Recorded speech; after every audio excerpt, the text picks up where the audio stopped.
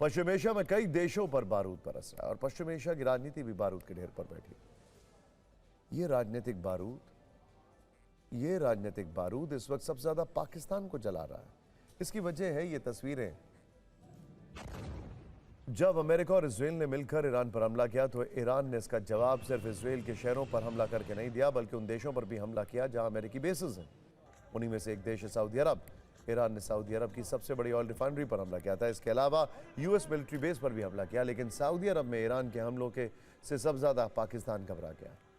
पाकिस्तान के सेना प्रमुख असीम मुनीर ने सऊदी अरब की राजधानी रियाद में सऊदी रक्षा मंत्री खालिद बिन सलमान के साथ हाई लेवल मीटिंग की है।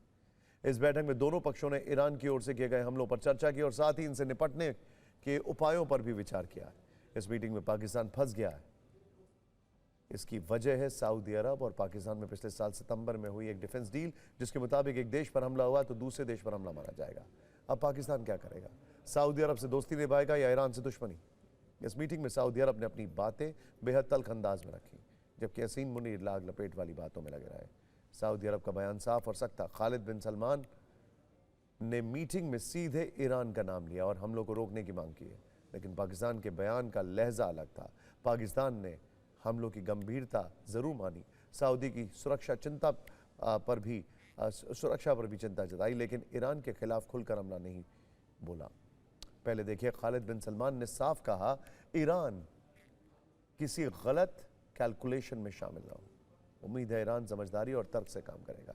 ईरानी हमले से क्षेत्रीय सुरक्षा और स्थिरता कमजोर हुई। इस मसले पर पाकिस्तान से संयुक्त रणनीतिक रक्षा समझौते के तहत बात हुई है, यानी सऊदी अरब ने मुलाकात में पाकिस्तान से डिफेंस एग्रीमेंट का जिक्र कर दिया है। सऊदी अरब का यही रुख पाकिस्तान को परेशान कर सकता है। एक तरफ आयतुल्लाह अली ख़ामेनी के जाने के बाद उनके जूनियर मुज्तबा ख़ामेनी गुस्से में। ईरान लगातार कई मुस्लिम देशों पर हमले कर रहा है, तो वहीं सऊदी अरब के प्रेशर के बाद मुनीर टेंशन में। मुनीर ने एक बयान में सऊदी अरब पर ईरान के हमलों की गंभीरता को माना है, लेकिन साथ ही दबी जुबान में कहा है कि ईरान भाईचारे वाला देश, लेकिन इस वक्त वो विशेष समझदारी दिखाए, यानी मुनीर ने ईरान के लिए सख्त लहजा नहीं अपनाया। इसके बजाय पाकिस्तान ने संयम और सावधानी की अपील की है।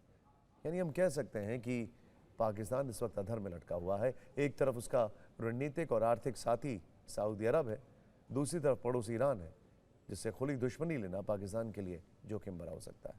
सऊदी अरब और ईरान से पाकिस्तान के रिश्तों को समझने की कोशिश करते हैं। सऊदी अरब के साथ पाकिस्तान के रिश्ते बहुत पुराने हैं, जबकि ईरान के साथ पाकिस्तान एक बहुत लंबा बॉर्डर शेयर करता है। सऊदी अरब ने पिछले कुछ वर्षों में पाकिस्तान को हथियार देने के साथ ही हजारों पाकिस्तानी सैनिकों को ट्रेनिंग दी है, जबकि ईरान 1947 में पाकिस्तान को मान्यता देने वाला पहला देश है। सऊदी अरब ने पाकिस्तान की कई बिलियन डॉलर्स की मदद की, जबकि ईरान ने 1965 और 1971 में भारत के साथ युद्ध में पाकिस्तान का समर्थन किया था। सऊदी अरब पाकिस्तान का सिर्फ दोस्त नहीं बल्कि रणनीतिक सहारा भी है, तो वहीं ईरान ने कश्मीर जैसे मुद्दों पर खुलेआम पाकिस्तान का समर्थन किया। अब बड़ा सवाल यही है, क्या पाकिस्तान सऊदी अरब के साथ डिफेंस एग्रीमेंट की शर्तों को मानेगा? क्या पाकिस्तान सऊदी अरब के समर्थन में ईरान पर हमला करेगा? पाकिस्तान के लिए कुआं खाई वाले इस हालात पर फिक्र की न्यूज़ रही।